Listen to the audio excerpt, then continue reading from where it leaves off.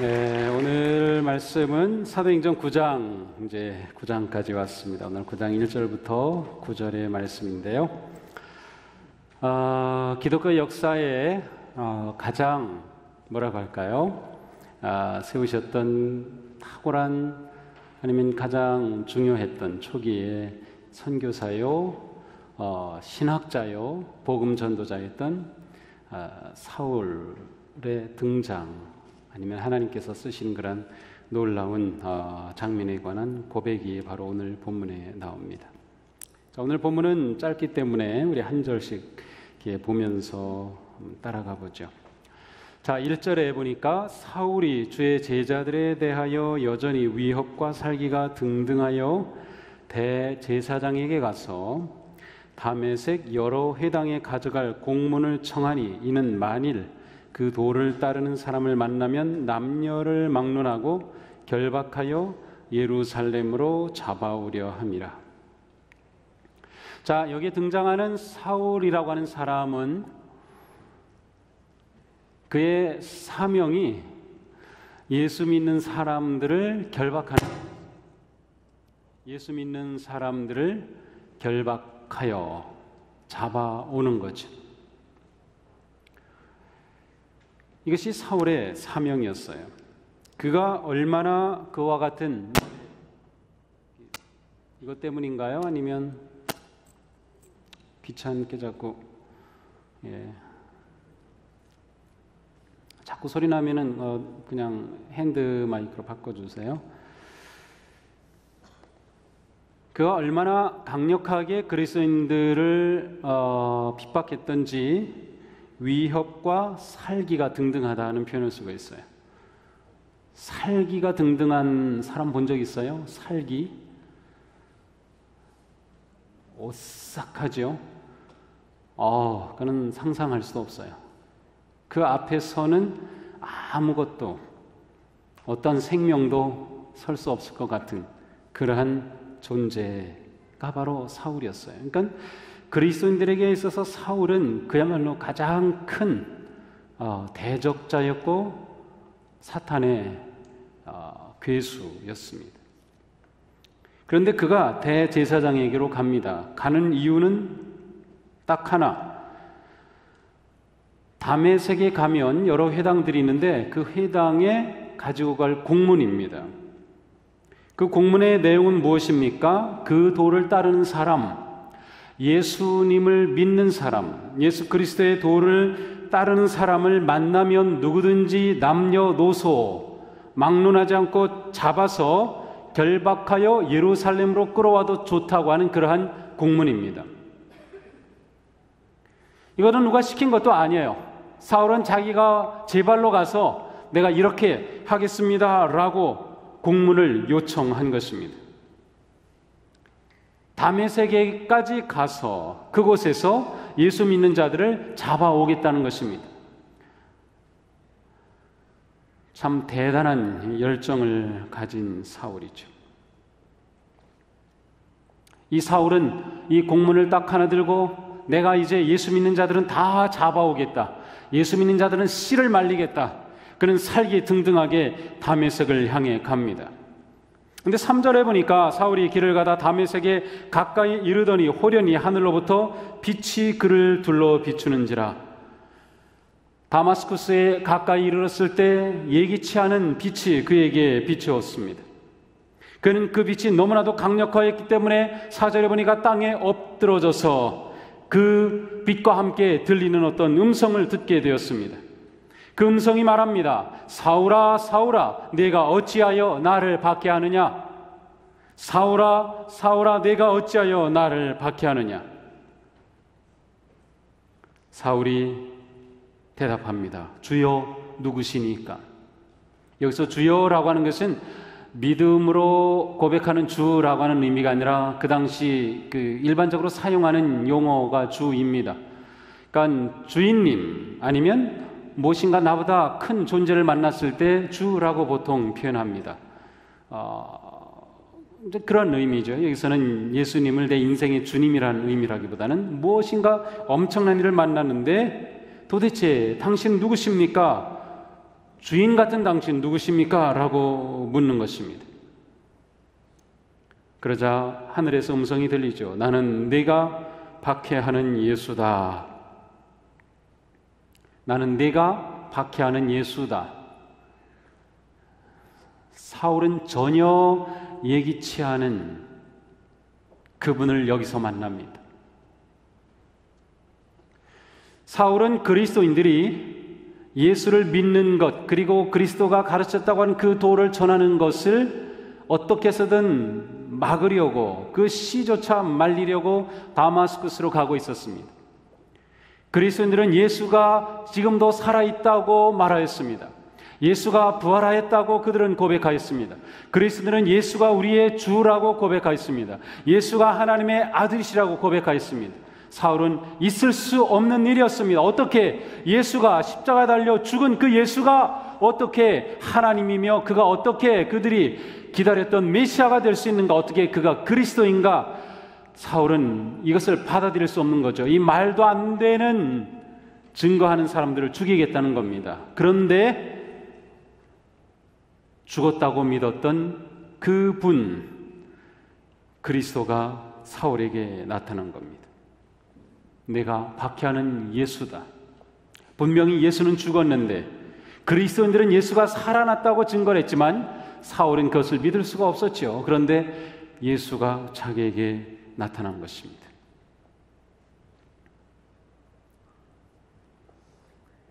계속해서 주님이 말씀하십니다. 너는 일어나 시내로 들어가라. 내가 행할 것을 네게 이를 자가 있느니라. 사울은 함께 하던 일행이 있었습니다. 그 일행들은 소리는 들었지만 아무것도 보지도 못했어요. 7절에 보니까 길 가던 사람들은 소리로만 듣고 아무도 보지 못하여 말을 못하고 서 있더라. 함께 하던 일행들은 오한이 벙벙했던 것이죠. 사울은 갑자기 빛을 보고 쓰러졌어요. 아마 다른 사람들은 이 빛을 보지 못했던 것 아닌가, 사울에게만 비쳤던 특이한 강렬한 빛이 아니었을까. 만약 그랬다면 거기 있던 일행도 다 쓰러졌을 텐데 그들은 아무것도 보지는 못하고 어떤 음성은 듣고 있었습니다.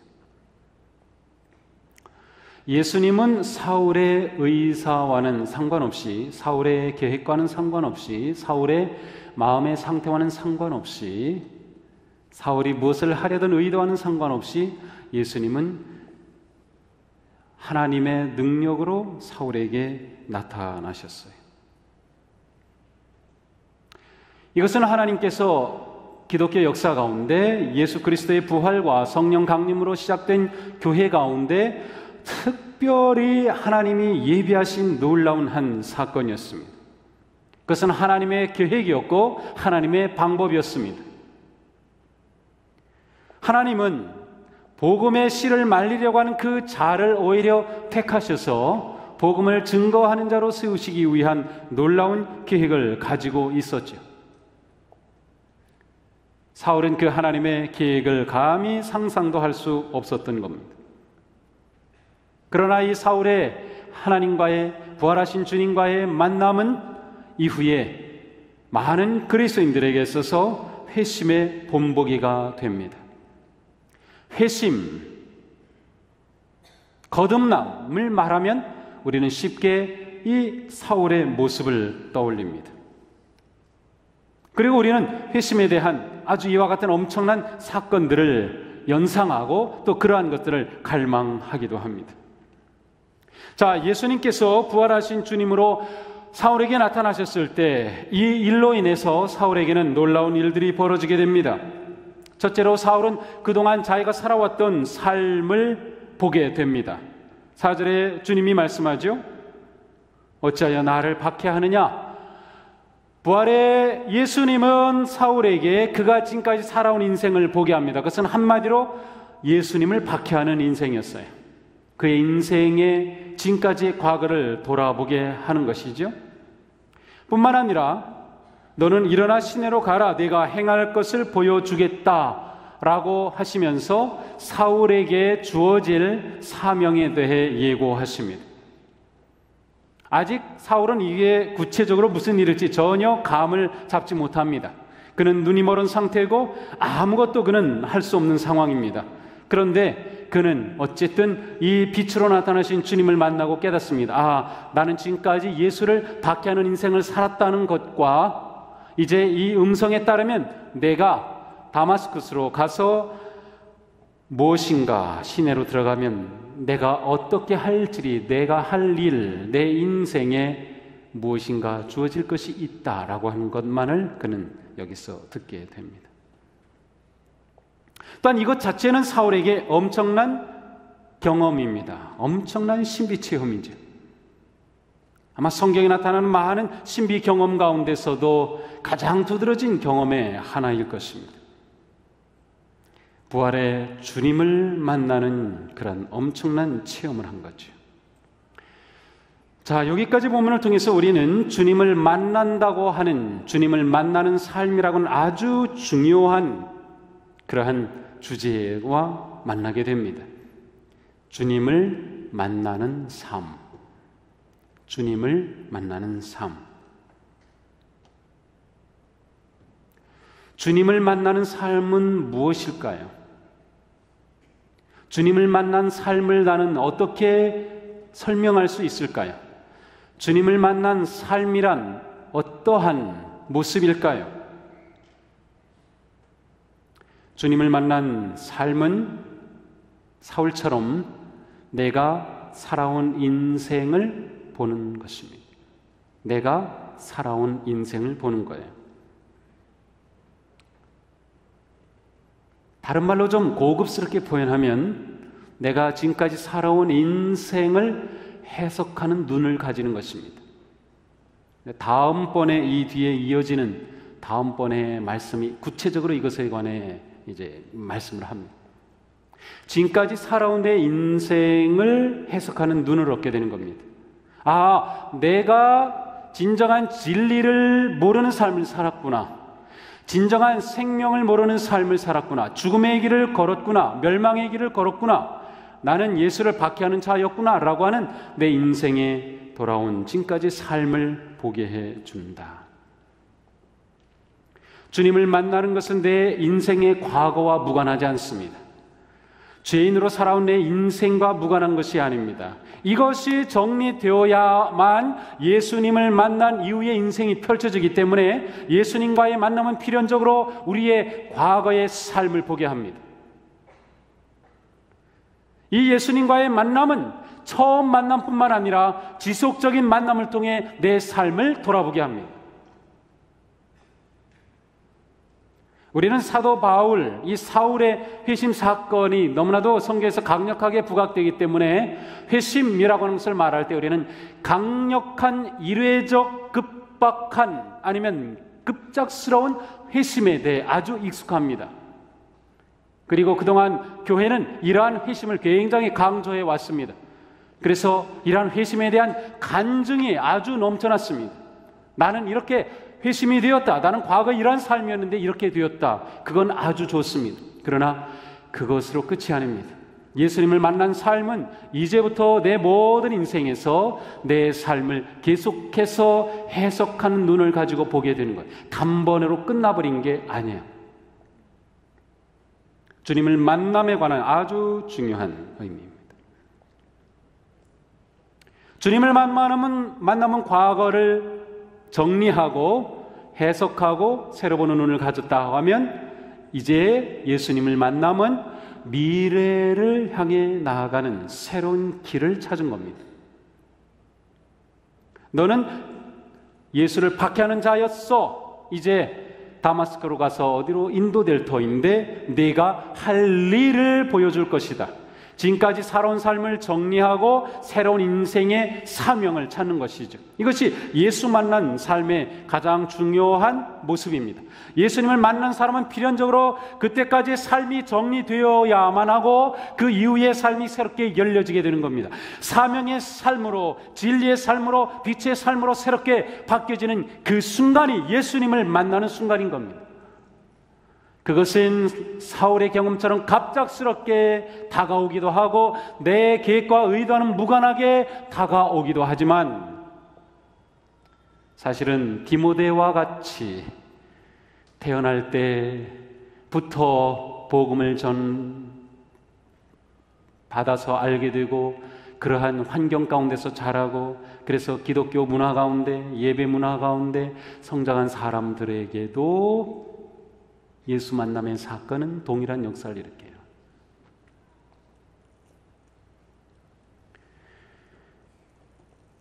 그러므로 예수님을 정말로 만났다고 하면 내 과거가 정리되고 새롭게 미래로 나아가기 때문에 내 인생의 방향이 뒤돌아서지 않습니다. 사울은 그가 예수님을 만난 후에 내가 왜 돌아섰던가 후회를 한 적이 한 번도 없습니다. 옛날이 그립다라고 생각한 적도 한 번도 없습니다. 내가 그 율법을 그렇게 따르던 그때, 내가 바리새파 앞에 사람으로 살았던 그때의 삶이 그립구나라고 한 적 하나도 없습니다. 과거는 완전히 끊어졌습니다. 우리가 예수님을 믿는다고 하면서도 문제인 것은 끊어지지 않은 겁니다. 자꾸 과거와 연결되는 거예요. 자꾸 과거로 돌아가는 거예요. 그때로 자꾸 발걸음을 옮기는 거 아닙니다. 예수님을 제대로 만나지 못한 겁니다. 아니면 그는 좀 더 깊이 예수님을 만나는 과정 가운데로 나가고 있는 것이라고 할 수 있을 것 같아요. 제가 지난주 캄보디아 가서 세례를 주는데 물에 완전히 잠갔다 넣는 침례를 줬어요. 두 번은 이러한 수조에서 아이들 노는 여름에 노는 튜브로 된 수조에 물을 이렇게 채우고 거기서 침례를 주고, 한 번은 바깥에서 마침 요즘 우기라서 비가 오고 지금 계속 그래서 물이 이렇게 넘쳐나는 그래서 생겨난 개울인 호수에서 이렇게 줬는데, 새 교회에서 똑같이 다 세례 줄 때 옆에 성도들이 서가지고 부르는 찬송이 있었어요. 주님 뜻대로 살기로 했네, 주님 뜻대로 살기로 했네, 주님 뜻대로 살기로 했네, 뒤돌아서지 않겠네, No turning back, no turning back. 그게 주님을 만난 자의 삶이고 그게 세례예요. 우리처럼 이렇게 화려하게 또 멋있게 그런 거 없어요. 그냥 쓰레빠 신고 와가지고 허름 입고 그거 그냥 벗고 들어와 세례를 받는데 거기서 찬양을 불러요. 진짜 세례의 모습 바로 그거예요. 뒤돌아서지 않는 것, 뒤돌아서지 않는 것. 이 사건이 지금 사울에게 일어난 겁니다. 자, 이렇게 해서 사울은 주님을 만나는 엄청난 신비 경험을 합니다. 자, 이렇게 주님을 만난 사울은 눈은 떴지만 보지 못했어요. 8절입니다. 사울이 땅에서 일어나 눈은 떴으나 아무것도 보지 못하고, 눈은 떴는데 아무것도 보이지 않았어요. 사람의 손에 이끌려 다메섹으로 들어가서 사흘 동안 보지 못하고 먹지도 마시지도 아니하니라.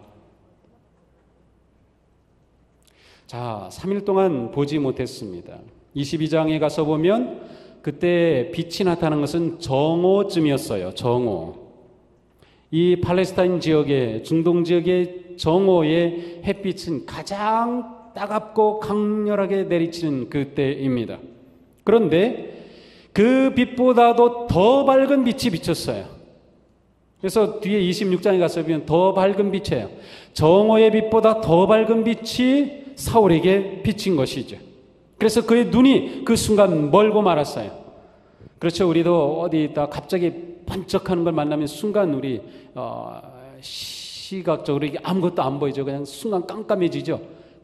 얼마나 강력했는지 이 사울의 눈이 그렇게 보이지 않은 게 사흘, 3일이나 계속되었어요.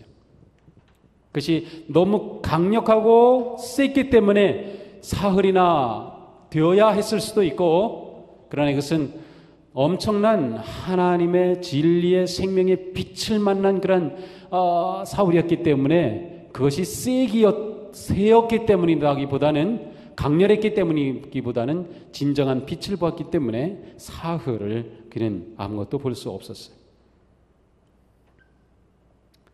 사흘 동안 아무것도 보지 못했다. 그리고 아무것도 먹지도 마시지도 아니하였다.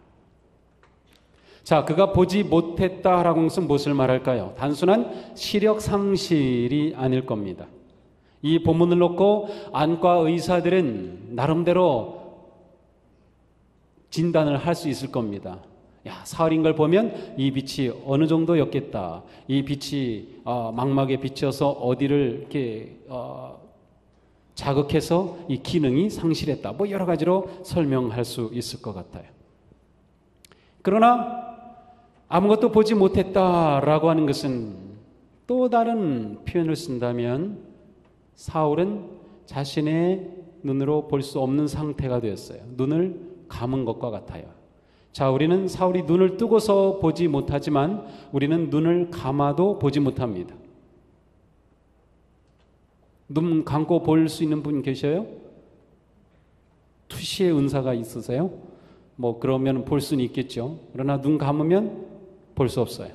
사흘 동안 눈을 감는 것과 빛으로 눈을 떴으나 보지 못하는 것, 보지 못한다고 하는 점에서는 같은 의미가 있을지 모르겠어요.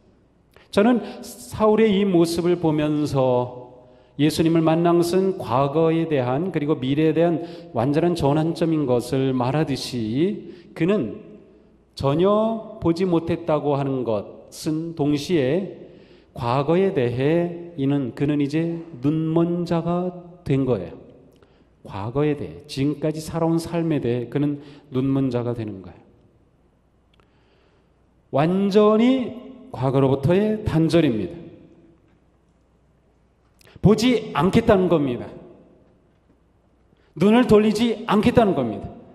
그의 눈은 예수님의 빛을 만나면서 완전히 전혀 다른 시력의 눈으로 바뀌어진 겁니다. 그의 눈은 이제 더 이상 과거에 그가 보던 것을 보지 않게 되는 거예요. 과거에 그가 추구하던 것을 추구하지 않게 되는 거예요. 과거에 그가 좋아하던 것을 좋아하지 않게 되는 거예요. 그의 눈은 이제 완전히 보지 못하는 눈이 되어버린 겁니다. 과거를 보던 그의 눈은 완전히 보지 못하는 눈이 된 거예요. 이게 예수님을 만난 것이고 예수님을 믿는 것입니다. 근데 우린 자꾸 돌아가려고 하죠. 예수님을 믿은 후에 끊어야 될 것을 끊지 못하는 사람, 과거의 습관과 행동을 버리지 못하는 사람, 과거에 좋아하던 것을 포기하지 못하는 사람, 과거에 추구하던 것, 과거에 귀하게 여기던 것을 버리지 못하는 사람, 그 사람은 아직 눈이 먼 단계를 지나지 못한 것. 완전히 우리는 과거에 대해 눈이 멀어야 돼요. 완전히 끊어야 돼요. 완전히 떠나야 돼요. 완전히 버려야 돼요. 그러지 않고서 어떻게 주님이 열어주시는 미래를 향해 나가겠어요? 다시 돌아서는데 어떻게 거룩한 삶의 전진이 있겠어요? 자꾸 뒤를 돌아보는데, 우리에게 자꾸 돌아보는 습관이 있죠. 내가 자꾸 돌아보는 그 무엇이 있죠. 그거를 끊어야 돼요. 그것을 보는 눈이 감겨져야 돼요. 그러기 전까지는 영적 진보는 없습니다.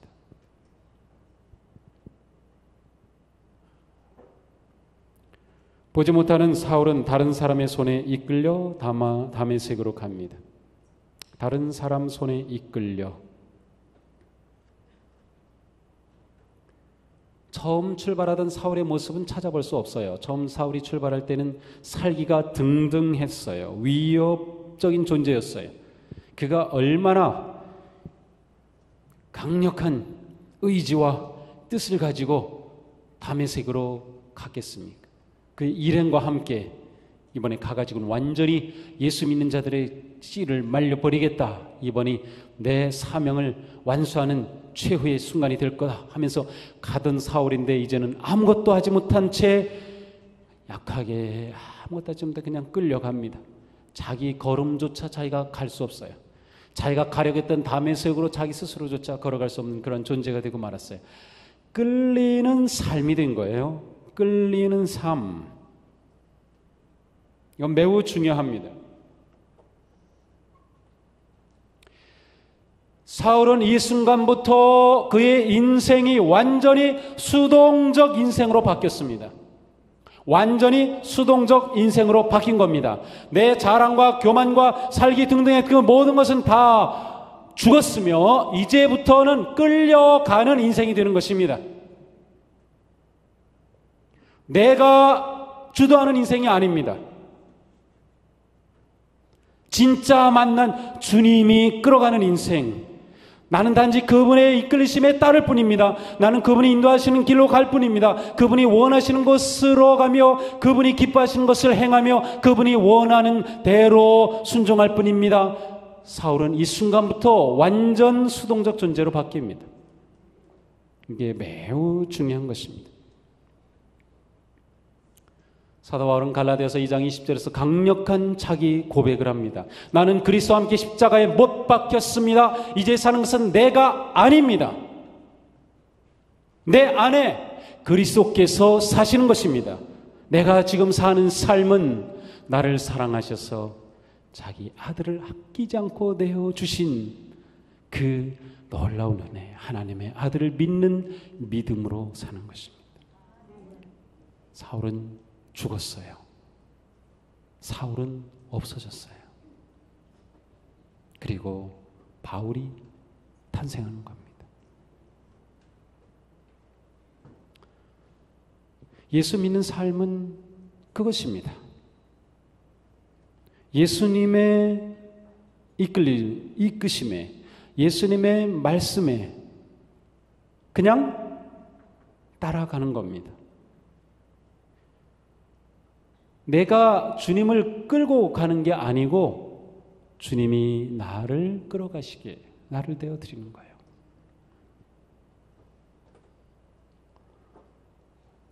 이러한 사람이 진짜 능동적으로 삽니다. 내 인생을 완전히 주님께 수동적으로 맡긴 사람은 주님께서 그 사람을 강력하게 사용하실 때 그는 능동적으로 주님의 일을 하는 겁니다. 사울처럼 바울처럼 그렇게 복음 사역을 능동적으로 주도적으로 강력하게 한 사람이 어디 있습니까? 그것은 그가 하나님께 수동적인 존재가 되었기 때문이에요. 부활의 주님 앞에 그는 수동적인 존재가 되었기 때문이에요. 나는 주님이 보내신 사도다. 주님이 보내셨기 때문에 보내신 그분께 순종할 뿐이다. 나는 그분께 순종하기 때문에 나는 열정적으로 사역을 한다 였어요. 내가 이것을 하고 내가 이것을 계획하고 내가 이것을 이루기 때문에가 아니라 나는 다 죽었어요. 내 교만, 내 이름, 내 명예 다 죽었어요. 그는 오직 주님만이 내 안에 살아계시며 주님만이 영광을 받으시며 주님만이 내 인생의 진정한 주가 되시니며 나는 오직 그분께 모든 것을 내어드리고 따를 뿐이다. 그게 사울이 바울 된 핵심입니다. 예수님은 말씀하십니다. 너희가 나를 택한 것이 아니라 내가 너희를 택하여 세운 것이다. 그것은 너희가 가서 열매를 맺어 그 열매가 언제나 있게 하려는 것이다. 그리하여 너희가 내 이름으로 아버지께 구하는 것은 무엇이든 다 받게 하려는 것이다. 요한복음 15장 16절입니다. 너희가 나를 택한 것이 아니라 내가 너희를 택하였다.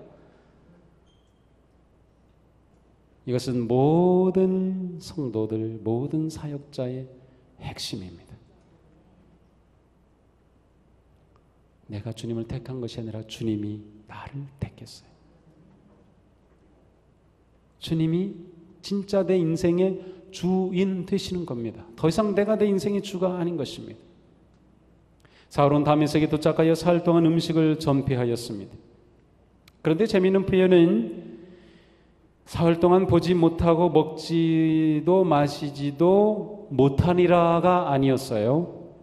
사흘 동안 보지는 못하였지만 먹지도 마시지도 아니하였어요. 여기에는 사울의 의지가 들어있어요.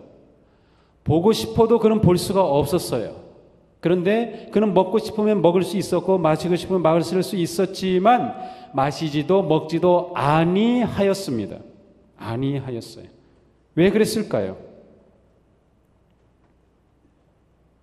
11절에 다음번에 보겠지만 주께서 이르시되 일어나 직가라는 거리로 가서 유다의 집에서 다소 사람 사울이라는 사람을 찾으라. 그가 뭐하는 중이다? 기도하는 중이다.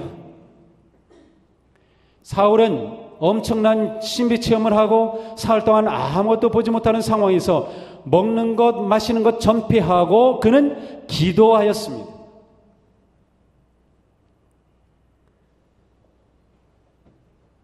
부활의 주님이 너 기도해라 한 것은 아닙니다. 그러나 사울은 의도적으로 기도한 거죠. 이것은 굉장히 중요한 표현입니다. 기도하였다.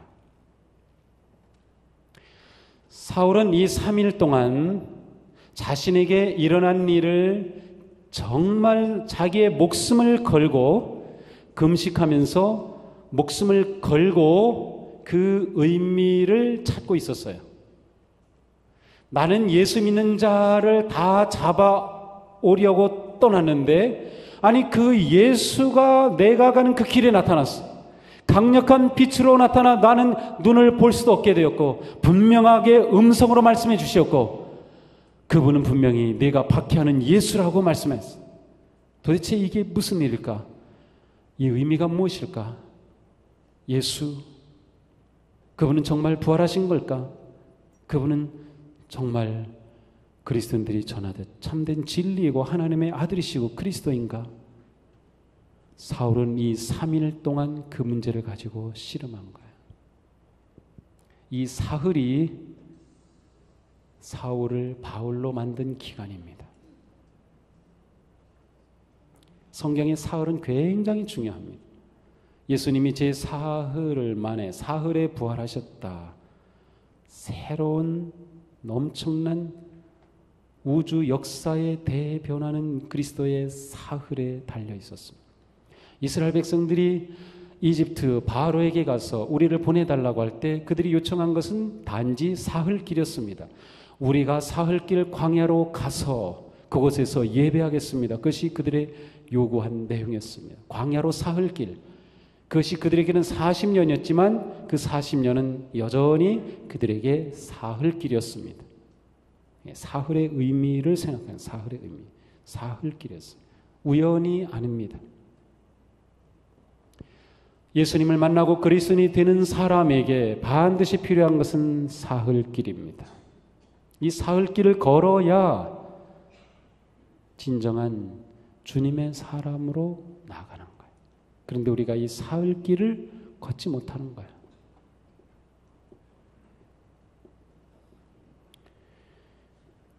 사울에게 있어서 그의 신비한 체험은 단지 신비한 체험으로만 끝나지 아니하고 그 의미를 깨닫고 묻고 기도하고 그리고 그것이 진정한 그의 삶의 변화요 또한 하나님께서 세우시는 그러한 이방인의 사도로 부르시는 그런 놀라운 결정적 순간이 되었어요. 제가 이 말씀 준비하고 내일 새벽 말씀이 갈라디아서 2장 1절부터 10절인데 이 두 말씀 가지고 같이 준비하다 보니까 자꾸 헷갈려가지고 이 말씀이 여기로 막 들어서 이거 아닌데 막 그런데 거기 갈라디아서 2장에 보면 베드로 요한은 할례 받은 자들 유대인을 위한 사도로 그리고 바울은 이방인 무할례자들을 위한 사도로 보내심을 받았다고 서로 인정하고 출발하는 모습을 보여줘요. 바로 그 시작이 오늘 본문인 거죠. 제가 이 본문을 가지고 새벽 예배를 한 8년 전인가 7년 전인가 한 적이 있는데 제가 여기다 이렇게 써놨어요. 눈을 감을 때 비로소 잘 보이는 것들이 있다. 나중에 보니까 이게 유명한 책이 됐어요. 우리가 눈을 감는 것, 보이지 않는 것, 이러한 순간, 이러한 시간이 우리에게 굉장히 중요합니다. 어떤 사람에게는 이것이 인생의 큰 실패 경험인 순간일지도 모르겠어요. 그래서 그는 아무것도 소망적인 것은 보이지 않을 때, 내 인생이 완전히 암흑 가운데 있을 때, 그것이 그에게는 놀라운 은혜의 사흘길이 될 수 있다는 것입니다. 사흘의 시간이 그에게 시작된 것입니다. 예수님을 믿는 자들에게 있어서 이 사흘의 시간은 언제 어떻게 찾아올지 모릅니다. 아니, 우리에게 계속해서 찾아오지만 우리가 미처 그것을 깨닫지 못할지도 모릅니다. 우리의 믿음 생활의 기도는 바로 이것입니다. 내 삶에 일어난 사건, 내 삶에 일어나는 질문, 내 삶에 일어나는 의혹, 내 삶에 일어나는 문제들을 가지고 하나님 앞에 눈을 감고 철저하게 묻는 것입니다. 생각하는 것입니다. 내 인생의 본질을 고민하는 겁니다. 이게 기도인 거죠.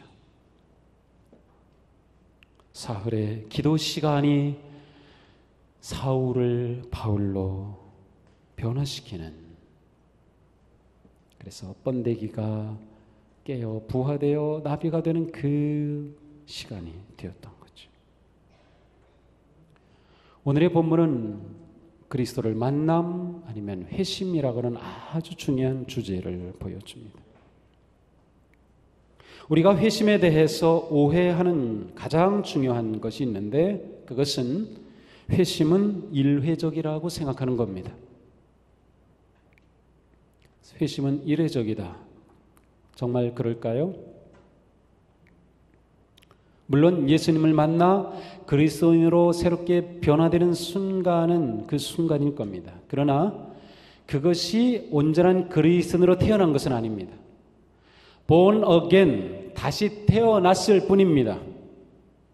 아이가 태어나면 그것을 끝인가요? 얼마나 많은 시간 동안 그 아이를 돌봐야 하나요? 그 아이가 스스로 자라서 스스로 살아갈 수 있는 성인이 될 때까지 엄청난 시간과 투자와 사랑과 돌봄과 교육이 필요한 것처럼, 그리스도인으로 태어나는 것은 내가 예수 믿고 엄청난 신비 경험을 했다고 그것이 끝난 것이 절대로 아닙니다. 그것은 단지 시작일 뿐이요, 갓난 아기일 뿐입니다. 태어난 후에 성장하지 않고 그냥 평생 아기로만 있는 사람들이 너무 많아요.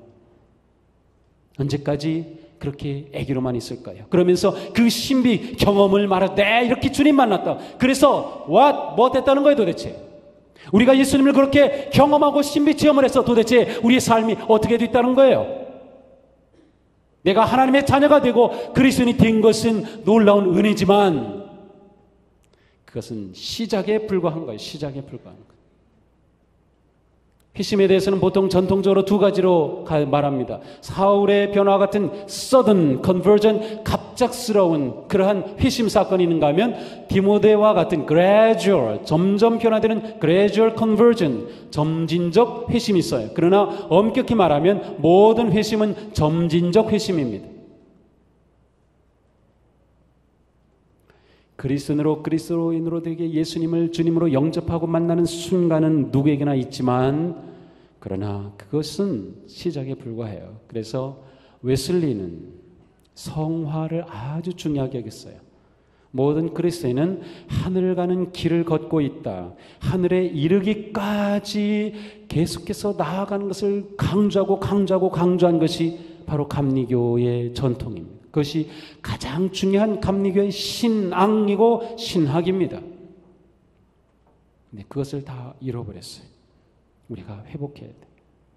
그 점진적으로 점점 성화되는 삶의 가장 중요한 것은 은혜의 수단을 놓지 않는 거예요. 은혜의 수단의 가장 중요한 것은 말씀과 예배, 성찬, 그리고 가난한 사람들을 돕는 구제입니다. 제가 기회가 될 때마다 반복하지만 우리 교회는 앞으로 구제와 가난한 사람들을 돕고 섬기는 일에 완전히 몰입할 것입니다. 완전입니다. 제가 요즘 읽는 책을 읽으면서 엄청 충격을 받고 있어요. 성경 분명히 가서 전하라고 말씀을 하고 있지만 초대교회 312년 기독교가 공인될 때까지, 기독교가 그렇게 공인될 때까지 초대교회 100년 이후에 그때까지 어느 기록도 나가서 복음을 전하였다는 기록은 하나도 없어요. 그들은 오직 사랑하는 삶을 살고 가난한 자들을 돕는 삶을 살았고 그 삶이 충격을 줬어요. 그래서 기독교가 탄생한 이후 312년까지 매해 40%의 성장률을 가지고 교회는 자랐어요. 전도 한마디 하지 않고. 그러나 우리에게 있어서는 전도 하는데 40%요? 아니, 10% 성장도 못해요. 왜 그래요? 그것은 삶이 죽었기 때문에. 우리의 삶은 너무나도 약해서 나와 함께하는 사람들에게 충격을 주지 못해요. 나를 핍박하는 사람들에게 충격을 주지 못해요. 정말 중요한 핵심을 잃어버렸어요. 정말 중요한 핵심.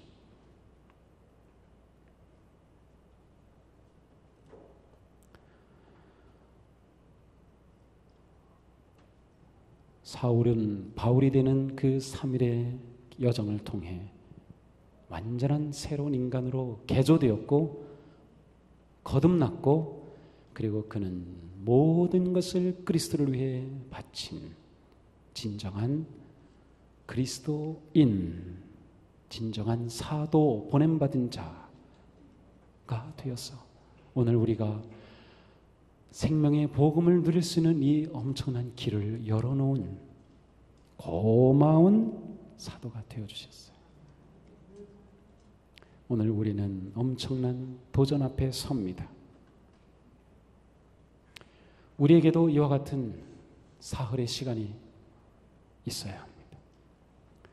우리도 눈을 멀어야 합니다. 그리고 비로소 보이는 것들을 찾아야 합니다. 과연 나의 삶은 지금까지 어떠한 삶이었는지,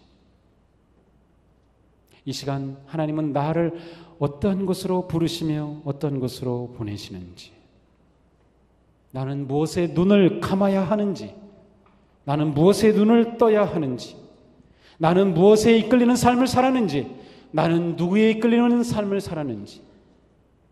어떤 사람은 분노와 원한과 증오에 이끌려서 평생을 살아가요. 어떤 사람은 재물에 이끌려서 평생을 살아가요. 어떤 사람은 명예에 빠져서 평생을 살아가요. 우리의 삶은 진정한 생명이신 예수 그리스도, 그분에게만 이끌리는 삶 될 때, 우리는 그때 비로소 진정한 그리스도인이라 말할 수 있을 겁니다. 이 시간 우리 다 함께 기도하겠습니다.